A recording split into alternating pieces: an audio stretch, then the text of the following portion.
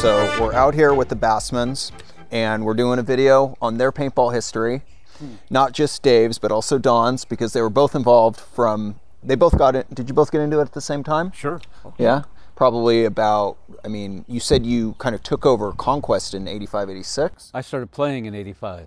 Yeah. And in 86, reopened that field that had been Quest. Yeah. As So, Conquest. so Quest originally was run by Jim Storm and his partner, who was a deputy sheriff at Malibu, and they lost the lease because of a lawsuit. And how were you able to get the lease for that? We walked into it kind of blind. We'd been looking for a field. Yeah.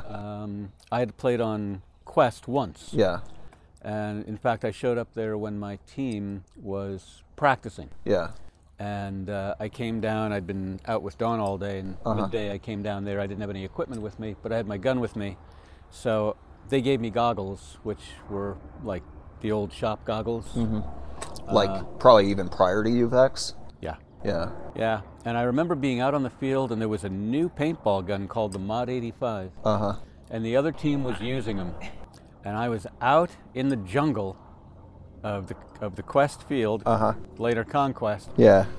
And some guy is chasing me and ripping off bullets. And these are actual bullets. They're paintballs in an paintballs in an actual shell. Yep. And they're shooting, what, 420 feet per second? At least. I remember Youngblood had himself shot by one as a test, and he was wearing a thick parka, and they went right through the parka and welted his back. Rough. Yeah. And so I was running, and I didn't have any bullets left, and it Just to was be clear, though, situation. you didn't have any paintballs left because you were using probably a PGP or I just remember something. stopping, and the guy's yelling, "You're hit, you're hit, you're hit." I hadn't been hit, so I finally just stopped and turned around to say, "Look, I'm not hit." And he points from about 5 feet, and he rips the clip into my face. Oh my God. And there's no face mask. Yeah. They didn't rent face masks there. And from that point on, you grew your beard out. Actually, I thought he'd shot my lip off. My lip inflated to about 80 psi. Man. It was intense. But so I knew what the field was, and I talked to Don. And the business we were in was office supplies.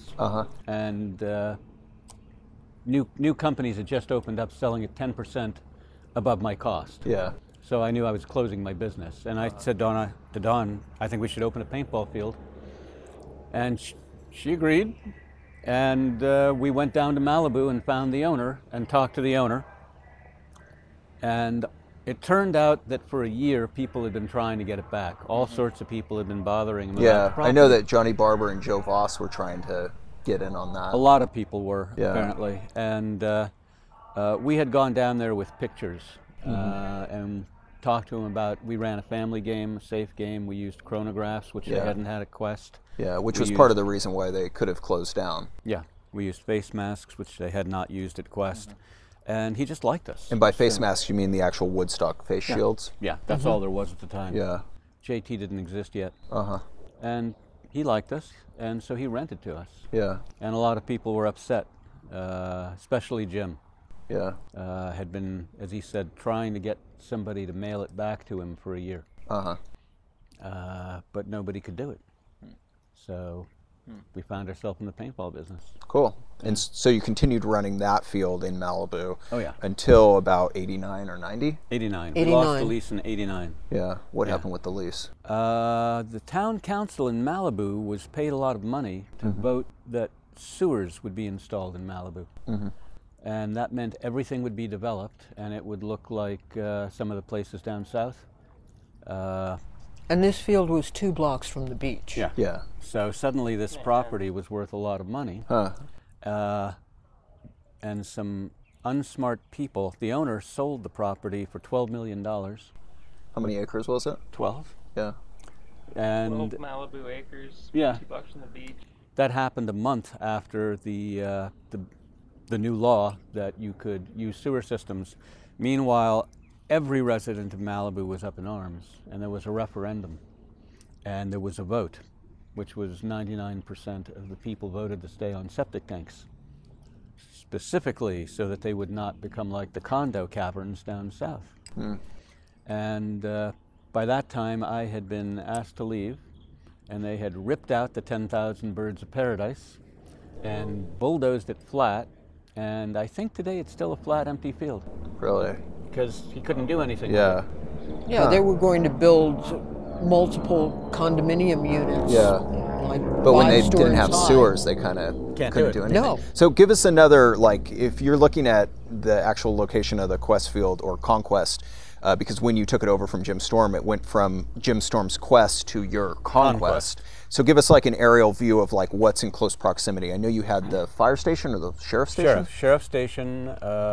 And did they land helicopters on that sheriff station? Yeah, they did. They would fly over the field. Yeah. Yeah. That's pretty crazy. Yeah. I know more about the field. You're talking about all those birds of paradise. I've heard some stories of people going through the rows and you're just catching glimpses of people. Yeah, they were, it was a 40-year-old nursery, and so these plants had been there growing for 40 years. They were monstrous, and even with paintball players shooting their guns and charging through and diving around, they couldn't break any of them down. They were all big beasts. Wow. And there were a lot of the, like that one over there on my property here, the big tall ones. Yeah. Yeah, that's a bird, but it's a different... That's a giant bird as opposed to the... Yeah. I mean, I've heard a lot of them were like waist height.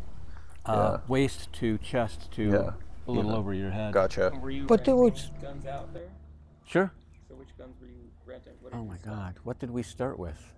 pistols.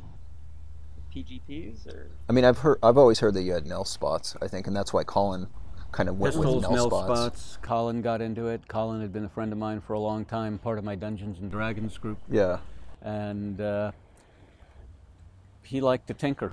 So when I opened the field, he started designing a gun. He became our gunsmith. Yeah, and he was doing like very like kind of tinkery, like fine-tuning stuff before, like RC related, right? Yeah. Didn't he have like some RC cars, inventions? lots of them, yeah. Yeah. Yeah, and so he got into it, but let's take it back a little bit further because we kind of jumped in and we started going quick, but where was the actual first place that you played? And when you said before my team, you meant Sudden Death, right? Yeah. When you played the first time when it was Quest, at Jim Storm's Quest, you were playing with Sudden Death. And you said Dan O'Connell was your partner in Sudden Death. Was he with Sudden Death at that time? Dan was a member, yeah. Dan was a member. Stuart White and Steve Smith were the captains. I was not originally part of the team. Gotcha. Because most, like myself and probably anyone else that thinks of Sudden Death, we think of you. You know, so I don't know anything about Sudden Death's history prior to you. Okay. Start with my first game. Yeah. A neighbor of mine, a crazy cop, put together a 40-man game, a private game. Yeah. Half cops, half people. He invited me along. It was out toward Palmdale, off the 138. Yeah. And these days I believe it's a shooting range, but at the time it was just one field that was probably 60 to 80 acres, just one field. And so each game was 45 minutes long. You had to hang double flag, meaning you had to own your flag when you hung a flag or the game was still on. So a lot of times you'd hang your flag, then you'd have to go find yours, and then you'd bring it back and theirs is gone. And games run for a long time. So lots of cheating because almost every game ran almost the whole 40, 45 minutes. And no one wants to get out in the first minute and sit the whole time. A session was 3 games and you were done for the day. Yeah. So maybe 4. And was that an actual commercial field at the time? It was one of the first fields. Do you remember what it was called? I don't. Because the first fields that I've heard were, I mean, Southern Comfort was very early, I've heard. Quest was obviously very early. Yeah. And then there was another one, Showdown, I think. And then there was another one, maybe Jungle, not the jungle that exists today. Yeah. But I think there was another one in that area, and I can't remember. I think the Verbeek brothers actually told me about it, but I don't remember what they said it was called. Yeah. Showdown sounds familiar. I don't remember, although within a year of my playing at that field, I was rabidly into the game. Yeah. And I remember somebody putting together and giving me a pamphlet, small pamphlet that was about 50, 60 pages. Yeah. Each page was a paintball field. We had over 50 paintball fields within 90 minutes. Man, that's of my crazy. house. What? That blows my mind. I don't have that pamphlet anymore. Nobody does anymore, unfortunately. It was nuts how many fields there were. So the first and that was in those first few years, too. Yeah. Oh, yeah. Nobody would go get a permit. To be clear, that was like 85. Yeah. Probably. 85, 84. And that's when I was born. Nobody went and got permits. Yeah. You just opened a field and stayed under the radar. If you could stay under the radar long enough, then you just had to apply for an exemption. Instead, you were asking forgiveness. You got a forgiveness exemption instead of having to ask permission, the answer to which would always be no. Yeah. The second place that I ever played at was in Westlake Village. Okay. And you talked about that field a little bit. Was that a skirmish field? That was Ross Alexander's second field. Oh. He had opened with a partner at another field, realized he didn't like having partners. Yeah. They went their separate ways. He opened this one. And at this field is where I met the players that would become sudden death, where I met the Navarone national tournament team that were the best players in California by far. Some of the best players in the world at that time. And the Bushmasters, who were composed at that time, I think, of a lot of guys who had been in the military. So they considered themselves better. They had a rivalry going with Navarone. But but both of those teams in walk-on games basically used all of us for target practice.